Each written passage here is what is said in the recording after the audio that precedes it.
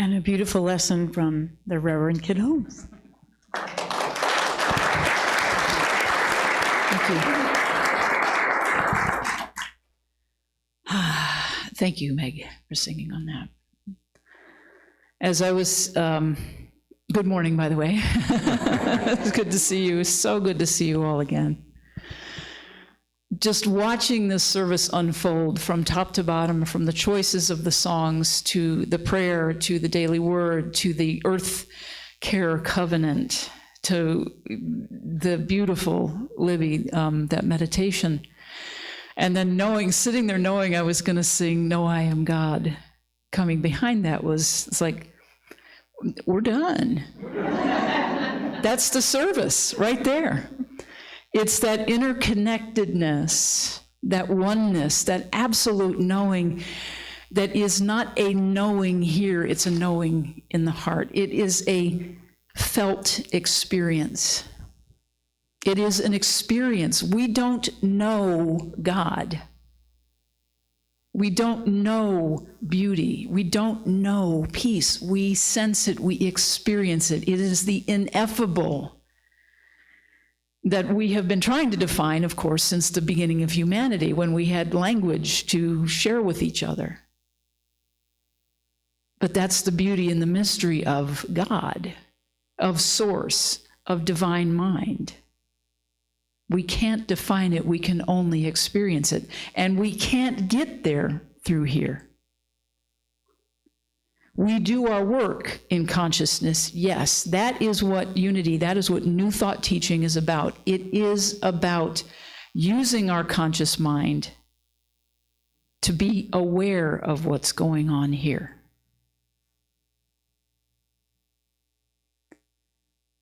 Just so happens I'm talking about divine mind today. As you're studying the Paul Hasselbeck book, which is beautiful. I saw the hands go up for who's in that book study. And I love it because it is so, it spells things out, it breaks it down into digestible chunks. Thank you, Libby. And just reading it is like, this is beautiful. These definitions, these beautiful ways of looking at these explanations and things. Again, using mind, but the definitions are mostly about how to get back to here. I want to address this beautiful universal cosmic phenomena we had last Monday. The total solar eclipse. I know up here it was not total. I was fortunate enough to be in the place where it was, in Texas.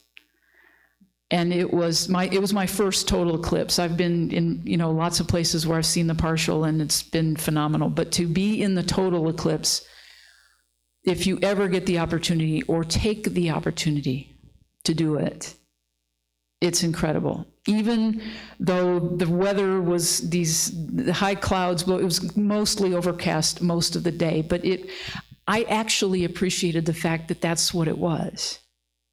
Because it was like, it would show up and then it would be covered over, and it would show up and it would be covered over, and that total, it's not total darkness when it hits totality, but it is about like sunset time for about 4 minutes, and the birds go still. Everything goes still as if it is night. And then there's a rooster that lives at the next property over from my partner's, and when it started to become just a little bit back out of totality, that rooster started right up again as if it was morning. And there is that beauty of that divine design. I did a Facebook post about it that I'm going to put into as a blog post, but there's a total eclipse somewhere on the planet about every 18 months. So in the grander scheme of things, like, it's not a big deal. But I also read that it is when it returns to a certain path, is about every 400 years. So it is a big deal. And at any time, of course, you can find a place on the earth you could go to and say, I'm going to be in the totality of it. There's this beauty, one of my colleagues, Reverend Scott Aubrey, he has, I think I've mentioned this many times before because I use this resource a lot. It's called Spiritual Passages. It's a website you can access, spiritualpassages.org. And it is an ever-growing collection that he curates of quotes, speeches, excerpts from things, from all of the teachers, modern, ancient, whatever, little things, inspirational quotes, but bring us to this idea. And he shares these stories that always relate. And he found this one. I'm going to read it to you because it's absolutely beautiful. In 1978, Patrick Moriarty of Rochester, New York, was teaching high school science class to the juniors, the high school juniors. In 1978, he was teaching about solar eclipses. He was explaining the trajectories, the path of totality, the other details, and the class looked up which eclipses would pass over their hometown. That was their homework assignment, find out when it's going to pass over Rochester, New York. And then he found and said, hey, circle that one on April 8th, 2024. This was back in 1978. He told the students, we're going to get together for that. So every year, junior science class, those 17-year-olds got the message. April 8th, 2024, we're going to get together. You know, you're in the science class, we're going to get together for the eclipse. It's coming right over Rochester, New York. So he kept his promise. And 2 years ago, he created a Facebook page looking for all of the students that had been in his science class as a junior in high school to get together in Rochester, New York for the 2024 eclipse on April 8th. And he didn't think much of it. 46 years later, he's like, who's going to show up? Hundreds showed up. If you think about how many average class size, right? Maybe 30 in a class over 46 years, that's about 1,400 students. And hundreds of them answered the call and the invitation.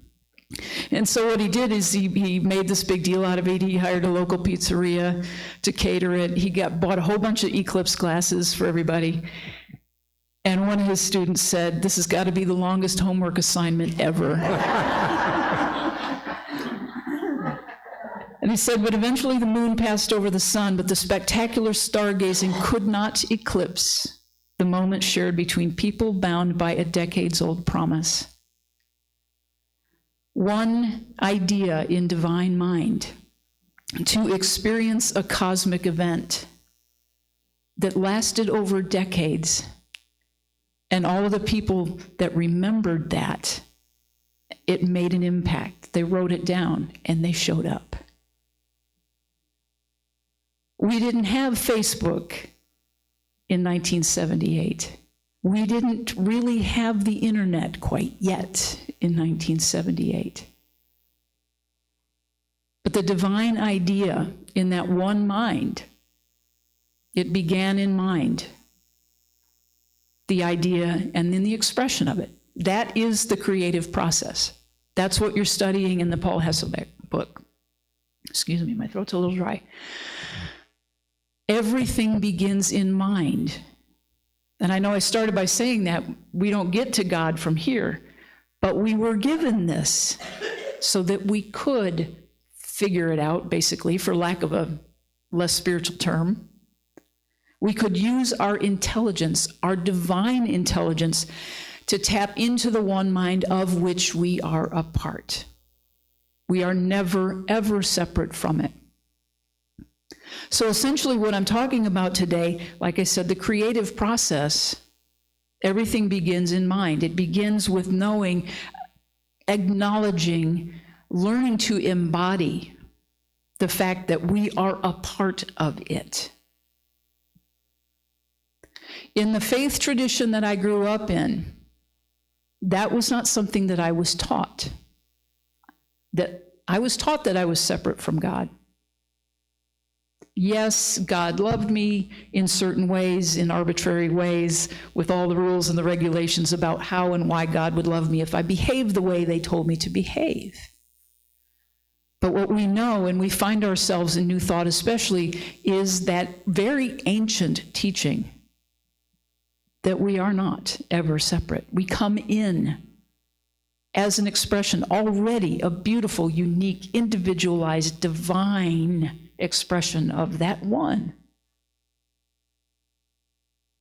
If we look at the creative process, mind, body, spirit, mind, soul, the terms are interchangeable often, and sometimes they can be confusing.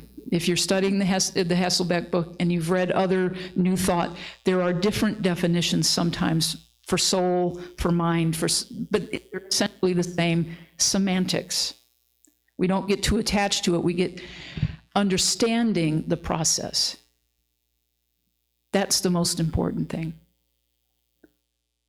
One mind, spirit, God, source, divine intelligence, love.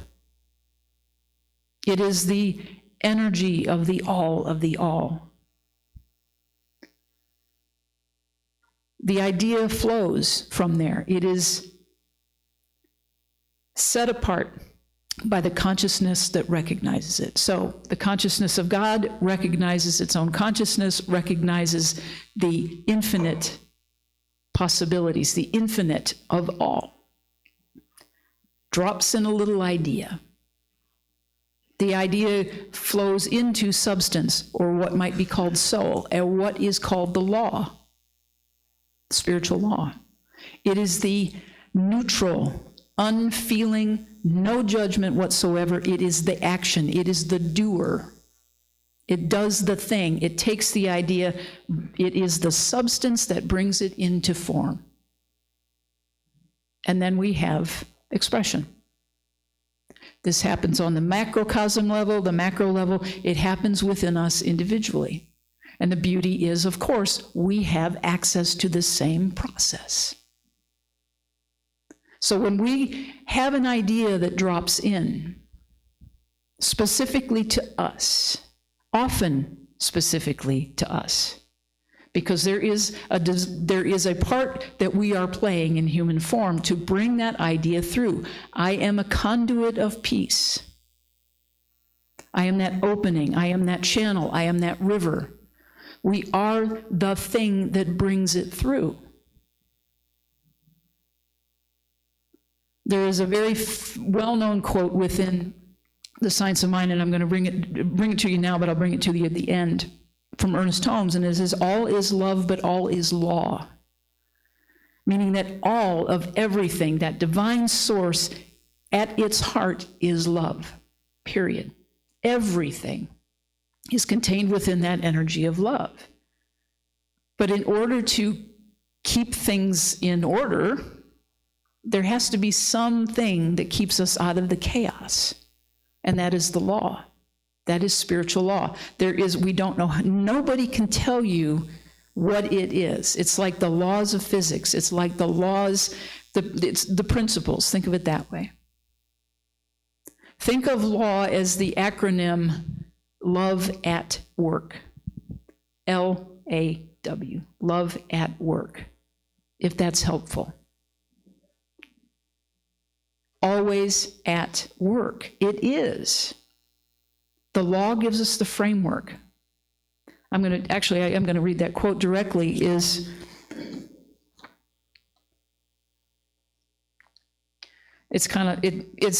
a little heady, imagine that. Law obtains throughout all nature, governing all things, both the seen and the unseen. Law is not physical or material, but mental and spiritual. It's both and. Law is God's method of operation. We should think of God as the Great Spirit whose sole impulse is love, freely giving of itself to all who ask and refusing none. All is love, yet, in order that things may not be chaotic, all is governed by law, and as far as you and I are concerned, this law is always mental. So it's like, but wait, why we're doing all this thinking? Where's the love? Where's the love? Where's the love? It's both and. As I said, we are given this amazing capacity to think, to reason, to perceive, to remember, to express. all of our mental capacities. We categorize, we compartmentalize, we put all of these things so that we can communicate, so we know how to interact with each other. Again, to keep things out of chaos. Otherwise, we would just be a whole bunch of beings bopping around the world, running into each other and who knows what, right?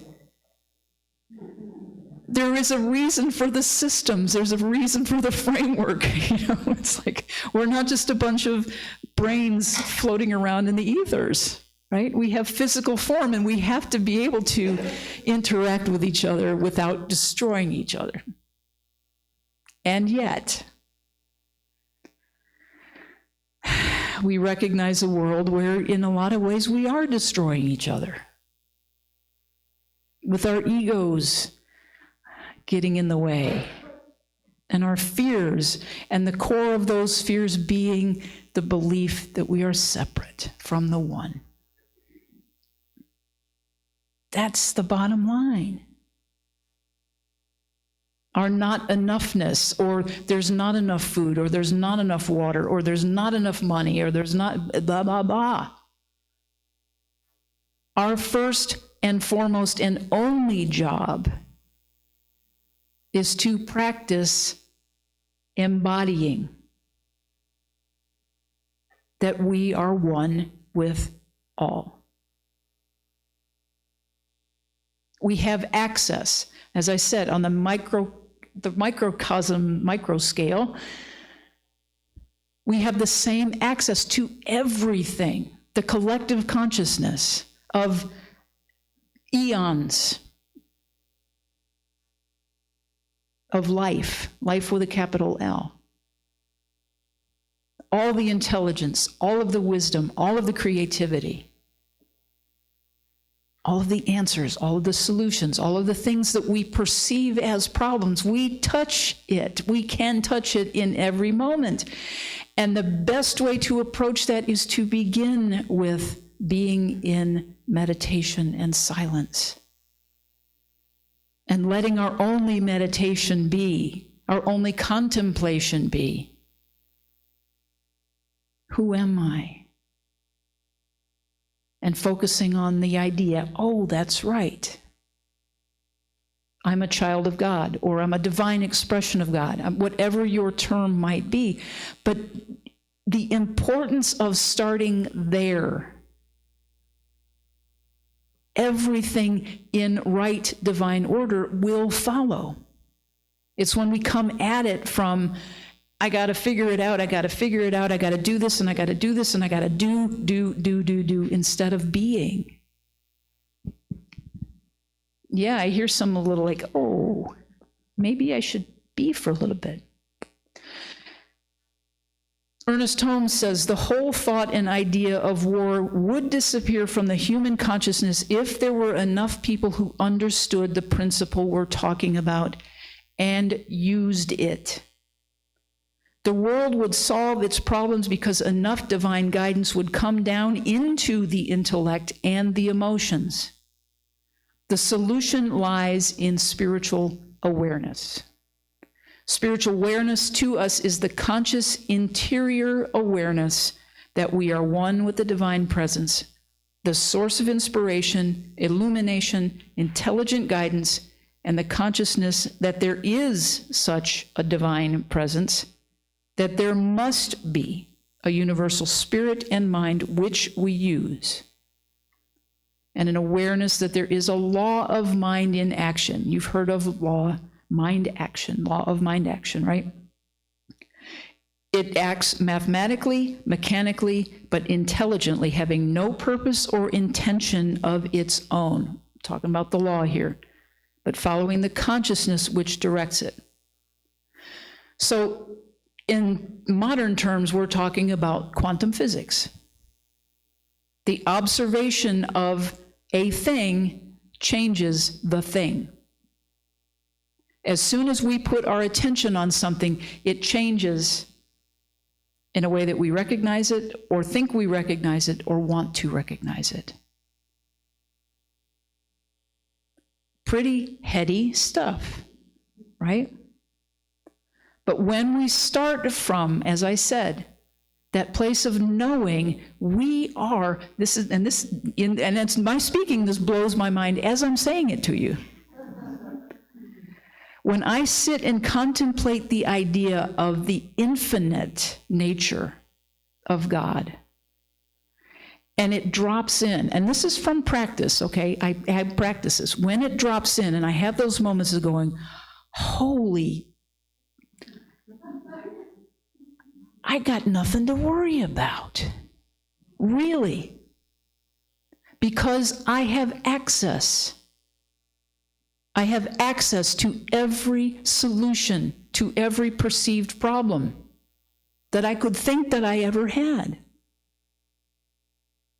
If I sit there and I say, if I am really God expressing, that means God is my boss, God is my job, and I'm not just talking about being a minister. God is my employer. God is not even my employer. God is just the infinite source of all of my well-being, my good, my health, my relationships, my expression in the world. All I have to do is tap into that and say, what is mine to do today? The work is, when I ask that question, what is mine to do today, is not to let my ego take over and go, well, here's your to-do list, go do that. No. It's sitting in the moment and listening. Listening, and that's the hardest part for us, is practicing listening to what it feels like when we are really consciously connected to Source. There are days like today when it's the weather and you can go just stand outside in silence for a moment, and I've experienced this many times, and I'm getting better at like letting it drop in. You notice I word to use letting, allowing. And there is a peace and a stillness and a rightness that goes through my entire body. And sometimes that can happen in the middle of a city. It can happen in traffic. It can happen in a chaotic airport. To just stop and, I mean, like literally practice, like taking a step back and taking a breath and closing our eyes and just going, okay, God's here. And watching everything settle. Even when somebody's at the ticket counter complaining that their flight got canceled or bumped or something like that, is to, because you can do this, you can be the presence when everybody else is spinning. And the thing is that there's a lot of people doing that with you. We had the experience of about a month ago when I went back to Texas for a short time. Our flight got bumped, not bumped, but delayed. And we just kept saying, God's in this too, divine timing, divine order. Divine order is happening. And there was somebody on the first plane that was freaking out about the mechanical, and then somebody said, they're going to get a new plane. Look at it that way. You're not sitting on a plane that might crash now. But she was so involved in the mechanical and the hydraulics and because they were working on the hydraulics, and you could hear whoop, whoop, whoop, whoop for a long time. A little nerve-wracking. But later through that, and moving, this was in Dallas, and going from Austin to Dallas, and there was this gentleman who, as we're sitting in the waiting area, he just came up to us and he just sat down and he was open and he just started to talk about how beautiful everything was. And isn't it great we're going to get on this flight? And it isn't great, and it was like he was one of those lights that was holding space. And so the more that you do this, the more that we do this, the more people we find out are doing this. And the more we find out that all of those things that are working in the background in our favor, when we affirm that, because it is, that is the law of mind action. If we focus on the problem, we get more of the problem. We get more things to be terrified of, to terrify ourselves. But when we focus on that idea, we are in that one mind. We are in that one heart. We are having that experience of love at work. Love lives in us. Oh my goodness. It lives through us. It expresses as us. Charles Fillmore says, all that man really needs is the quickening and rounding out of the thinking centers in his consciousness. That having been done, divine mind will think through him. This supreme mind holds man at its center, the perfect instrument through which to express its possibilities. And another Charles Fillmore from the 12 Powers of Man, the truth is that divine mind rests in a perpetual Sabbath. And that which seems to work is not work at all. When we become so at one with the Father mind, he calls it the Father mind, as to feel it consciously, I like how he expresses it, to feel it consciously, we also recognize eternal peace in which all things are accomplished. So the bottom line is, you've probably heard this a few times before, let go. Let God. Turn your mind and attention towards that of which we are a part. It's that simple and that challenging to live. So blessings to all of you. I invite you to simply take a breath and know. Be still and know that God is here and God is in you. And so it is.